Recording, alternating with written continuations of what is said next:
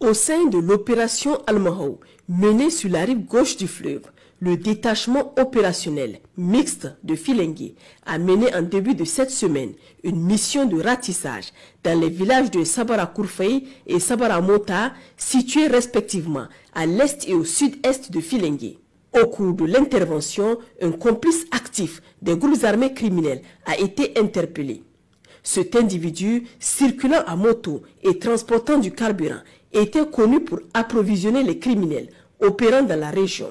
Sur la rive droite du fleuve Niger, une vaste opération de ratissage a été lancée en début de semaine, couvrant les zones de Libri, Samira et Boulondjouga, des secteurs stratégiques souvent ciblés par des groupes hostiles.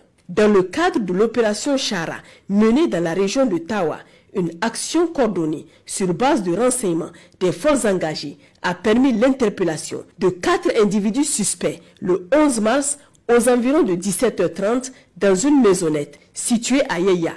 Les individus interpellés, tous de nationalité nigérienne, étaient activement recherchés par les services de renseignement pour des activités suspectes. Dans la région de Dosso, au sein de l'opération Damissa, dans la soirée du 8 mars, une patrouille des forces de sécurité a mené une opération décisive contre un réseau illégal de ravitaillement en carburant destiné aux bandits armés. Dans la région de Difa, au sein de la zone de défense numéro 5, à la fin de la semaine dernière, une unité des forces de sécurité effectuant un contrôle de zone en périphérie de Kilakam a intercepté un véhicule suspect.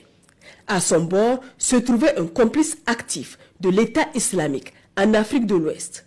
Au nord du pays, dans la région d'Agadez, en début de semaine, grâce à un renseignement précis, les agents de la brigade d'intervention et de recherche d'Agadez ont intercepté un véhicule Hias à la sortie de la ville d'Ader-Bissinat sur la route d'Agadez. À son bord, une cargaison hautement dangereuse composée de 2400 bâtons de dynamite et plusieurs centaines de détonateurs. Le conducteur a été immédiatement arrêté, empêchant ainsi une menace potentielle d'atteindre sa destination. Vive le Niger, libre et souverain. Vive les forces de défense et de sécurité. Vive les citoyens résilients et engagés. Le 10 février 2025, Sangaré Kalirou, alias Abdul Kalirou, cadre terroriste du GESIM, actif dans les forêts de Kasumsourou et Gassan Nayala, a été neutralisé suite à une offensive des forces combattantes. En effet, dans la matinée, un groupe de terroristes a mené une attaque contre le détachement des forces combattantes basé à Djouroum dans la commune de Tougan. La réaction des éléments appuyés par des vecteurs aériens a permis d'infliger de lourdes pertes aux assaillants. Le bilan fait état de 73 terroristes neutralisés.